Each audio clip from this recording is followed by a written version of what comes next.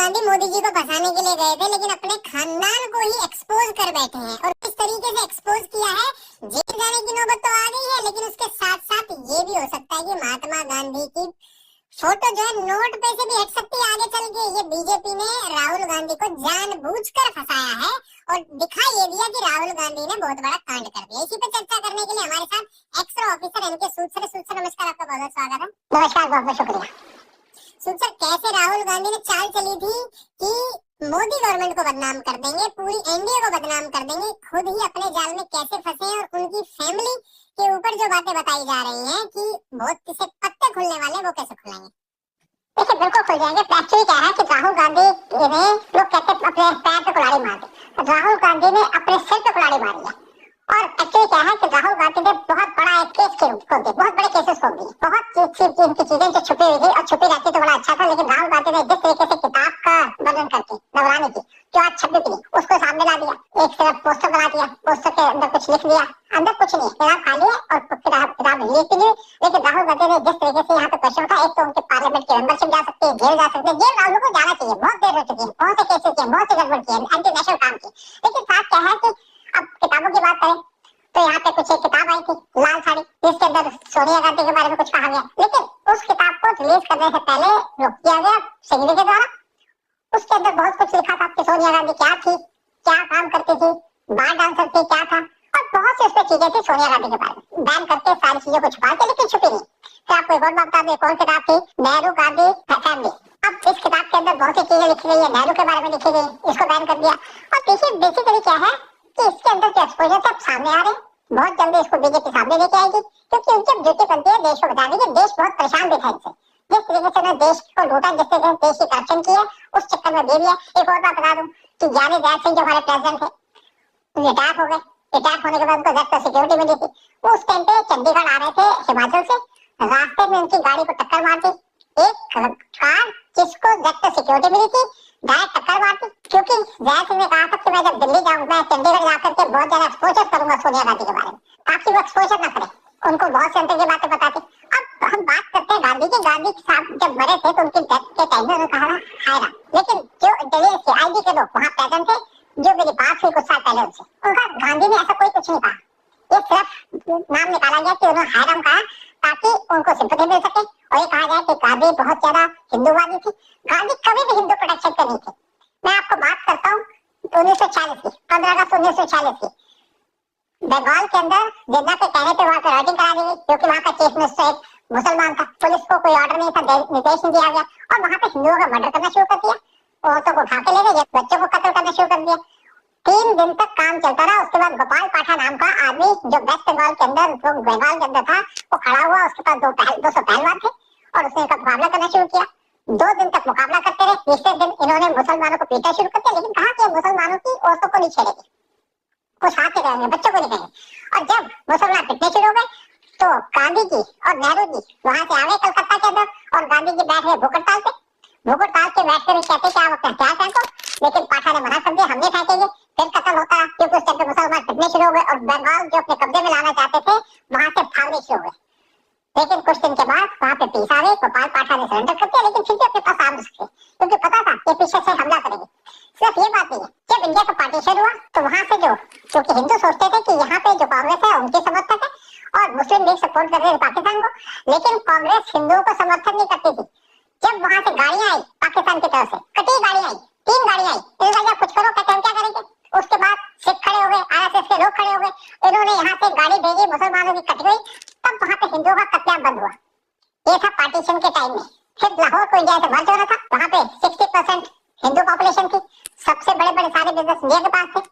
लेकिन ब्रिटिशर ने कहा कि पाकिस्तान के आसपास कोई बड़ा शहर नहीं है, आप इनको कोई शहर दे दो, लाहौर दे दो। तो नेहरू ने अपनी कंसर्न दे दी और लाहौर चला गया पाकिस्तान के पास, और जितने हिंदू थे उनको भागना पड़ा, क्योंकि उनको था कि हम यहाँ रहेंगे तो बचे रहेंगे, क्योंकि हमारा पार्ट है। फिर कश्मीर दे दिया पाकिस्तान को, जबकि कश्मीर के ऊपर जब पाकिस्तान ने अटैक किया था तो हमारी फोर्सेस आगे बढ़ गई थी, लेकिन नेहरू जी चले गए आपके यूएन के अंदर और कहा कि यहाँ पे पीस आ गए। ये किया था।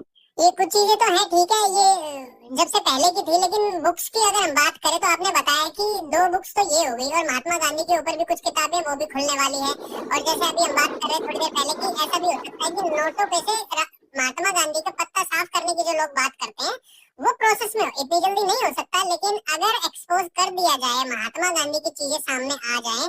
अभी तक अच्छा पार्ट दिखाया गया है। अब जो जैसे मुगलों को दिखाया जाता था, वो जो हमारी किताबों में पढ़ाया जाता था, अकबर को महान बता दिया और लोगों को बता दिया, और भगत सिंह, चंद्रशेखर आजाद, इनके बारे में बिल्कुल थोड़ा थोड़ा बता दिया। वो किसकी साजिश थी वो सब? देखिए, जब नेहरू आया था तो नेहरू के पास जितने भी इनके एजुकेशन मिनिस्टर थे सारे मुसलमान थे। इंदिरा गांधी के टाइम पे ये सारे मुसलमान थे। एक नजरुल हसन करके इनके एजुकेशन मिनिस्टर थे। उन्होंने किताबों के अंदर मुगलों को प्रेस किया, मुगलों को प्रमोट किया, मुगलों को बताया कि ये तो लेटेस्ट थे, इनसे हमें बड़े बड़े महल बनाए और इनको बना दिया हमारा हीरो। दिल्ली के अंदर रोड बने जहाँ पे अकबर का नाम है और औरंगजेब का नाम पे रोड बने। लेकिन अगर आप बात कीजिएगा शिवाजी की या राणा प्रताप की, तो राणा प्रताप के बारे में कहा कि हल्दी घाटी का युद्ध हार गए तो उसके बाद खत्म हो गए। महाराणा प्रताप उसके बाद भी रहे। 20,000 के मुगलों का मर्डर किया था, उन्होंने मारा था उनको और लड़ते रहे। वो तो अचानक उनकी डेथ हो गई, तीर का कुछ निशान लग गया उनके ऊपर जब कोई शिकार कर रहे थे। इसी तरीके शिवाजी के बारे में बड़ा छोटा बताया गया। आपने देखा होगा पीएम मोदी ने किस तरीके से एक्सपोज किया, किस तरीके से शिवाजी ने अपनी नेवी की सेना बनाई थी, बहुत कुछ किया। लेकिन जितने भी एंटी नेशनल थे उनको प्रमोट किया। और इस टाइम पे गवर्नमेंट इस टाइम पे काम कर रही है कि जो एनसीईआरटी की किताबें वहाँ पे हिस्ट्री को चेंज किया जा रहा है, मुगलों को हटाया जा रहा है और जो हिंदू राजा थे उनको बीच में डाला जा रहा है। चाहे महाराणा प्रताप हो, चाहे शिवाजी हो, चाहे आपके पुराने हो, चाहे गोलकबार हो, सारे के सारे इस टाइम पे हमारी हिस्ट्री के अंदर इंक्लूड किए जा रहे हैं। इंडिया की हिस्ट्री इतनी बड़ी है कि उसके लिए कई किताबें लिखी जा सकती हैं। अब देखिए, ये लोग वो हैं जो बात करते हैं हिंदुओं की, श्रीराम की बात करते हैं, लेकिन अगर इसको इतना प्यार है हिंदुओं से तो इनको राम मंदिर जाने में दिक्कत होती है।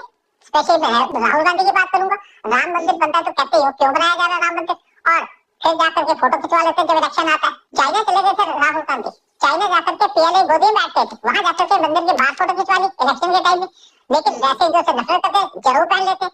अब इनका किताबों के अंदर ये भी एक्सपोज किया गया, जिसको बैन किया गया कि ये कौन सी जात है इनकी, क्या हिंदू है कि मुसलमान है कि राष्ट्रीय है, ये भी नहीं पता किसी को। लेकिन ये बात जरूर है कि सोनिया गांधी प्रमोट करती है आपके क्रिश्चियंस को। सोनिया गांधी उसको पसंद करती है जो एंटी नेशनल हो, जो इंडिया से हेट करता हो। अगर हम नेहरू की बात करें तो नेहरू के टाइम में नेहरू बलूचिस्तान के लोग इंडिया से मिलना चाहते थे, लेकिन नेहरू ने मना कर दिया। फिर जो गवर्नर पोर्ट है वो था ओमान के पास, ओमान ने कहा ये पोर्ट आपको दे देंगे, नेहरू ने मना कर दिया। फिर जब पार्टीशन हुआ, मऊ के लोग जहाँ पे मुसलमान है वो जाना चाहते थे पाकिस्तान के अंदर, लेकिन गांधी जी वहाँ चले गए, नेहरू चले गए कि आप मत जाइए, आप यहाँ रहिए। इसी तरीके से जितने भी लोग थे यूपी और बिहार के जो पाकिस्तान जाना चाहते थे या बांग्लादेश जाना चाहते थे, क्योंकि वही जगह को सपोर्ट कर रहे थे, इनको रोक दिया। उस टाइम पे नेहरू ने चिट्ठी लिखी जो वहाँ के होम मिनिस्टर थे यूपी के कि इनको जाने मत दो, क्योंकि इनको यूज करना चाहते थे वोट बैंक, और इंडिया से इंडिया के जो हिंदू थे उनको हेट करते थे। बस म्यांमार है उसको एक हिल दे दिया, 2 हिल दे दिए जो हमारे एरिया को बिलोंग करते थे। इसी तरीके से म्यांमार को दे दिया एक आपका पोर्ट, जिसको उसके बाद में चाइना को दे दिया। तो ये तो देश से गद्दारी कर रहे थे। फिर इंडिया को यूएन ने ऑफर किया था कि आप आइए यूएन के मेंबर बनिए, परमानेंट मेंबर बनिए। नेहरू ने सरेंडर कर दिया, चाइना को बना दिया यूएन का परमानेंट मेंबर। आप पीछे हट गए कि चाइना पसंद करेगा, लेकिन चाइना हमेशा कहता रहा हिंदू तेरे भाई भाई। उसके बाद उसने इंडिया पे अटैक कर दिया 1962 में, जब नेहरू से कहा गया कि आप अपनी आर्मी तैयार कीजिए, हमें यहाँ पे पोस्टें खोलने दीजिए। नेहरू ने मना कर दिया कि चाइना को उकसा दिया जाएगा, लेकिन क्योंकि वो हमारा भाई है, और उसी चाइना ने हमारे फोर्सेस के ऊपर अटैक कर दिया, मार दिया पीछे से। हमारे पास कुछ नहीं था, क्योंकि ना हमारे पास आर्मी थी वहाँ पे, ना हम उनको फूड भेज सकते थे, ना हमारे पास आर्म्स एमुनिशन थे, क्योंकि जो हमारी फैक्ट्रियां थी जहाँ पे प्रोडक्शन होती थी आर्म्स की, उसके अंदर ताले लगा दिए गए थे और वहाँ पर अंदर से खिलौने, क्योंकि इनका जो डिफेंस सिस्टम था वो एक कम्युनिस्ट था। वहाँ पे आगे पिट गई, हजारों लोग मारे गए। नेहरू को क्या गया। और आप राजीव गांधी की बात कर लीजिए, राजीव गांधी ने एलटीटी को बैन कर दिया और साथ में अपनी सेना भेजी श्रीलंका के अंदर कि जाइए और पीस कराइए। एक पीस की एक कमेटी बना दी, और जब सेना वहां पे गई ना तो उसको एलटीटी सपोर्ट कर रही थी, ना श्रीलंका की गवर्नमेंट। जब हमारे सोल्जर को वहां पे एयर ड्रॉप किया गया, 10 सोल्जर थे पैराट्रूपर्स से, उनको एयर ड्रॉप किया गया, तो एक तरफ से एलटीटी, दूसरी तरफ से श्रीलंका कत्लेआम कर दिया गया 300 पैराट्रूपर्स का। राजीव गांधी क्या चला गया। तो ये तो देश को दिखाने के लिए है, लेकिन जिस तरीके से राहुल ने इस बार छक्का किया, इतनी सारी चीजें जो लोगों तक अभी पहुंची नहीं है, ये तो मुझे पता है आपके पास और लंबी लिस्ट है, तो ये चीजें सामने आएंगी। वो किताबों में क्या है वो चीजें, तो आप ये कह रहे हैं कि एक तरीके से बीजेपी की ही ये योजना थी कि किसी तरीके से ये बुक लीक होके राहुल गांधी के हाथों में जाए बैकडोर से, और जब राहुल गांधी इस चीज को उठाए तो वो जो बुक बैन हो रखी है, सोनिया गांधी, नेहरू परिवार, राहुल गांधी, इनके पिताजी सबके ऊपर जो किताबें हैं उनको धीरे धीरे प्रकाशित करना शुरू करे ताकि लोगों तक सच्चाई आए। क्या ये उन्हीं की योजना हो सकती है? देखिए योजना भी हो सकती है, दूसरी बात यह है कि किताब तो छपी नहीं, वो तो एजेंसी ने मना कर दिया। एक्चुअली क्या है कि इन्होंने आईटी के थ्रू से इन्होंने फोटोग्राफी करके उसका कवर निकाल लिया और उसको किताब की शेप दे दी। ये नेहरू की, आप समझिए ये तो राहुल गांधी की कैपेबिलिटी है। और किताब लेकर के हाथ पे डाल गए पार्लियामेंट के अंदर, शोर मचाना शुरू कर दिया कि देश को मैं नुकसान पहुंचाऊंगा। क्योंकि जब हमारा चाइना के साथ स्टैंड अप हुआ था तो चले गए थे चाइनीज एम्बेसी, बल्कि उस टाइम पे चाइना चले गए थे। और जब डोकलाम हुआ था तो चाइना के एम्बेसडर से मिलने चले गए थे। लेकिन ये नहीं बताया मैं क्या करने गया हूँ। आपकी ड्यूटी बनती थी, आप देश के लीडर हैं, एमपी हैं, तो आप देश को बताइए कि क्या बात करना चाहिए। बल्कि चाइना को सारी इन्फॉर्मेशन दे दी। 2008 में चाइना चले गए थे और चाइना जाकर के मतलब आप देखिए चाइनीज एम्बेसी चले गए और वहां से पकड़े गए, तो फिर भी नहीं बताया कि आप क्या बात करने गए थे। सर आपने वो 2008 की बात कर रहे हैं, आप जब डील साइन करके आए थे। लेकिन एक चीज और है ना, अगर ये वहां पे जाते हैं, जो भी बातें करते हैं, तो चाइना के साथ मिलके तो एक तरीके से क्या इसीलिए मोदी जी अब पूरे विपक्ष को महत्वपूर्ण फैसलों में शामिल नहीं करते? क्योंकि इनकी कंप्लेन रहती है ना कि भाई देश के लिए फैसला लिया जा रहा है कि विपक्ष को भी उसमें लिया जाना चाहिए, कि ये बातें लीक कर देंगे अगर हम कहीं पे कोई चीजें कर रहे हैं तो। देखिए बिल्कुल बात है, जैसे डिफेंस की कमेटी तो आदमी को सेलेक्ट करके रखना पड़ता है, सिलेक्टिव आदमी रखने पड़ते हैं कि देश की सिक्योरिटी को कम्प्रोमाइज ना करें, देश के डिफेंस की पॉलिसी को कम्प्रोमाइज ना करें। अगर आप खुले बात करते हैं, आप रफाल की डील के ऊपर क्वेश्चन उठाते हैं, फिर उससे कहते हैं कि प्लेन महंगे, तो आप पूरी खबर तो होती नहीं आपके पास।